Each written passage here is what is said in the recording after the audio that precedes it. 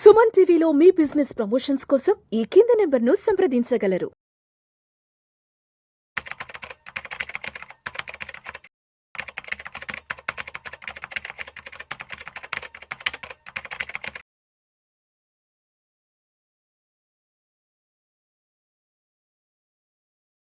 నమస్తే, నేను మీ రేవంత్ చలమల.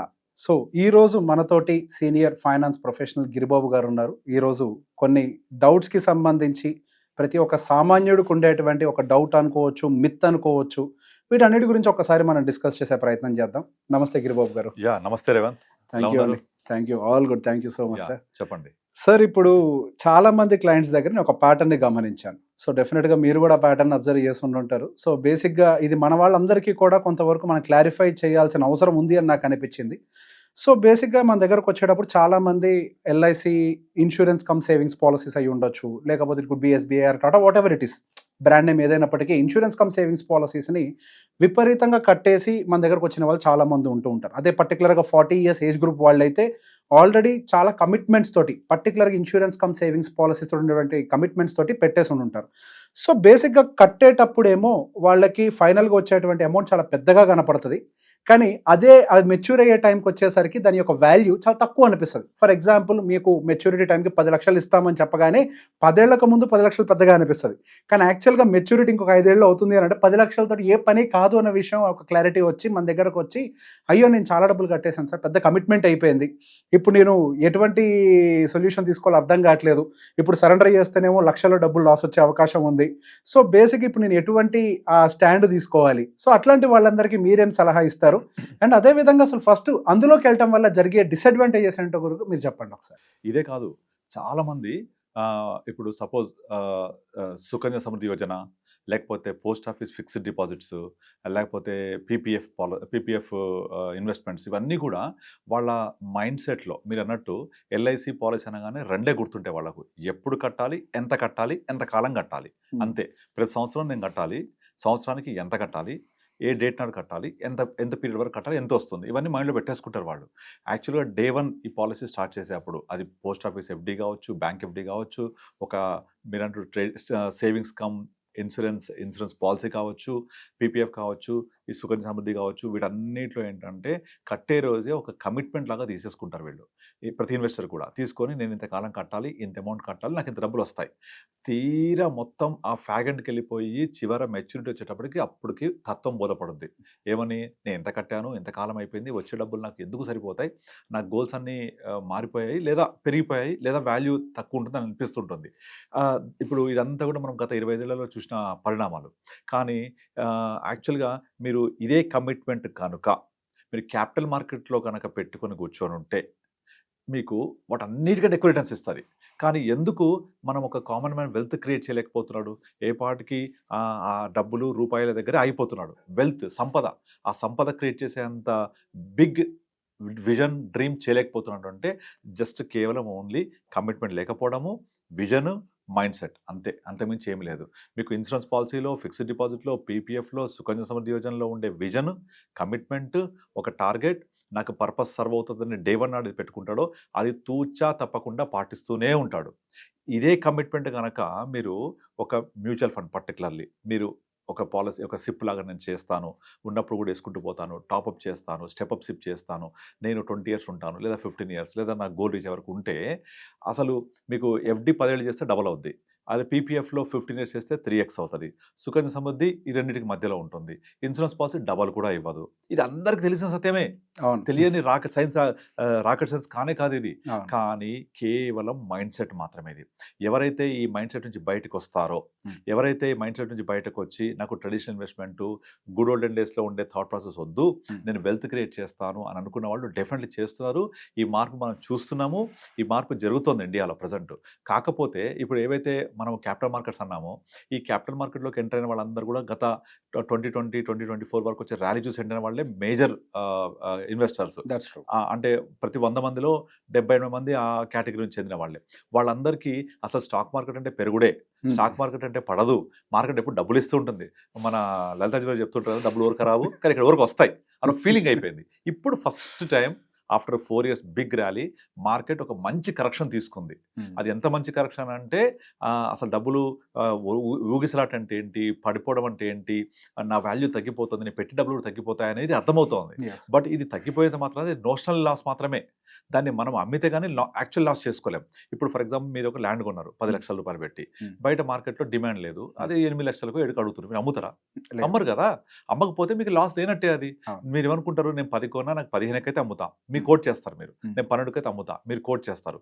మీకు కొనేవాడు ఆ రేటుకి రాకపోతే you will hold the land. కానీ మ్యూచువల్ ఫండ్స్ అలా కాదు, అక్కడ వాల్యూ కనిపిస్తుంది.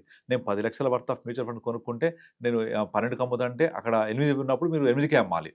నేను అమ్మాలనుకుంటే నాకు కుదరదు కదా అన్నప్పుడు అసలు ఆ ఆలోచన ఎందుకు రావాలి? నా గోల్ ఎప్పుడు 20 ఏళ్లకో 15 ఏళ్లకో, లేదా మీ గోల్ తగ్గట్టుగా ఎంచుకోండి ఫండ్స్. నా గోల్ కనుక 6 నెలలు ఉంటే ఈక్విటీ రావద్దు ఎప్పుడు కూడా. మనం రమ్మని ఎవరు చెప్పరు. లిక్విడ్ ఫండ్స్కి వెళ్ళండి, డెట్ ఫండ్స్కి వెళ్ళండి, లేదా పోస్ట్ ఆఫీస్ బ్యాంక్స్లో వెళ్ళిపోండి. 6 months అయితే 1 year అయితే, అదే 2-3 years అయితే మీకు హైబ్రిడ్ ఫండ్స్ ఉంటాయి, లేదా 1-2 years అయితే మీకు కన్జర్వేటివ్ హైబ్రిడ్ ఫండ్స్ ఉంటాయి. ఒక 3+ ఉంటే ఈక్విటీ సేవింగ్స్ రండి, లేదా మల్టీ అసెట్ ఫండ్స్ ఉంటాయి. 5 years అయితే లార్జ్ క్యాప్ తీసుకోండి, లేదా 7 years అబౌవ్ ఉంటే then you can try for multi cap, some sectoral fund, some small caps, ఇవి చూడొచ్చు. కానీ జరిగిన చేంజ్ ఏంటంటే అందరు కూడా పాస్ట్ పర్ఫార్మెన్స్ చూసి PSU funds, infrastructure, manufacturing, defence చూసి 70%, 60%, ఇక స్మాల్ క్యాప్స్ అయితే చెప్పక్కర్లేదు. 2020లో కొన్ని స్మాల్ క్యాప్స్ 150% ఇచ్చాయి. అది 150% ఇచ్చేసరికి అది ఏం చేస్తుంది, అంతకుముందు ఉన్న 5 years యావరేజ్ చేసేస్తుంది కదా. దాంతో అది చూసి 70, నేను ఎవరైనా ఇన్వెస్ట్ అడిగితే నేను 12-15 చెప్పాను అనుకోండి, ఏంటి మీరు 12-15% ఇస్తారంటున్నారు, మాకు 70 వస్తున్నాయి కదంటే, అమ్మ రామమ్మ, అది 1 year మిరాకిల్ అంతే, అది యావరేజ్ కాదు.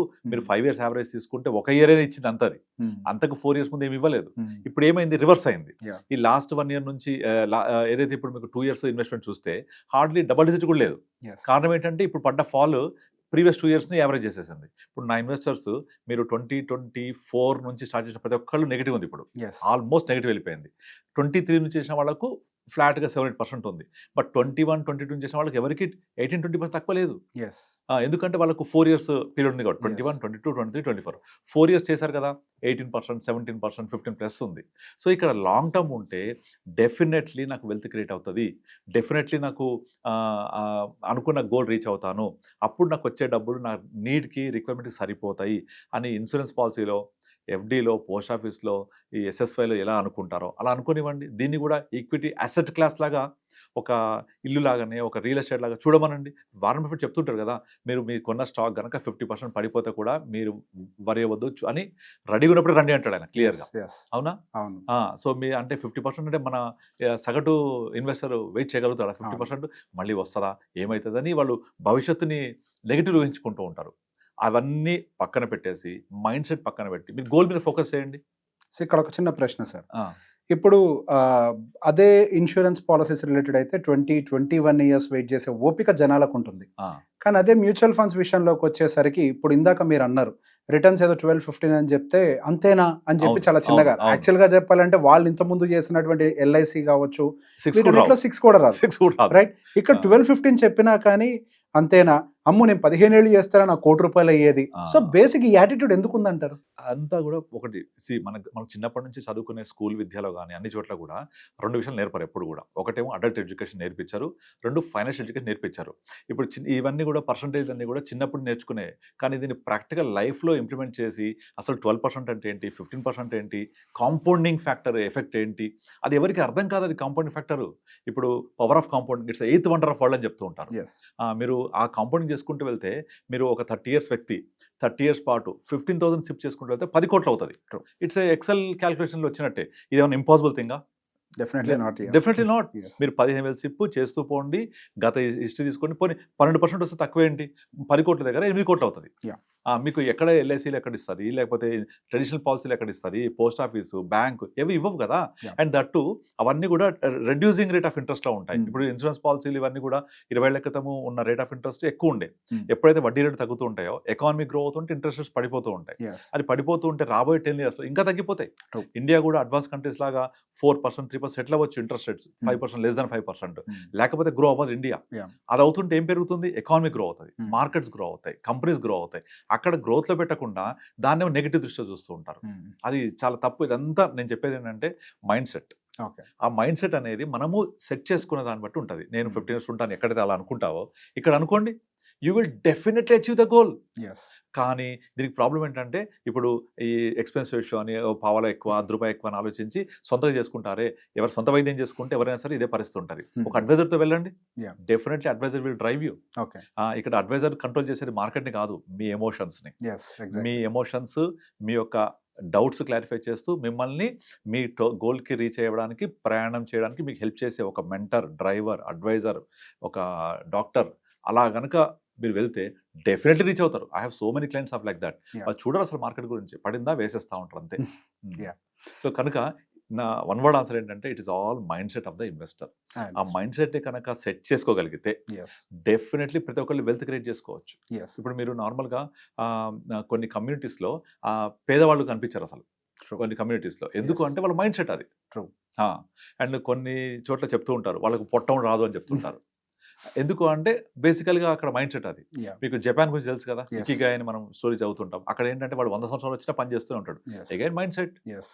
కొన్ని కంట్రీస్ నీట్గా ఉంటాయి, మైండ్ సెట్ అది. ఇప్పుడు కొన్ని కంట్రీస్లో ట్రాఫిక్ అంతా ఉంటుంది, ఇండియాలో ఎలా ఉంటుంది ఏంటంటే అగైన్ మైండ్ సెట్. మన ట్రాఫిక్ సిగ్నల్ లేడా పోలీసు వాడు దాటేయి. కానీ కంట్రీస్ అలా కాదు, పెడెస్ట్రియన్స్ వెళ్తుంటే చాలా రెస్పెక్ట్ ఇస్తారు. I seen some countries.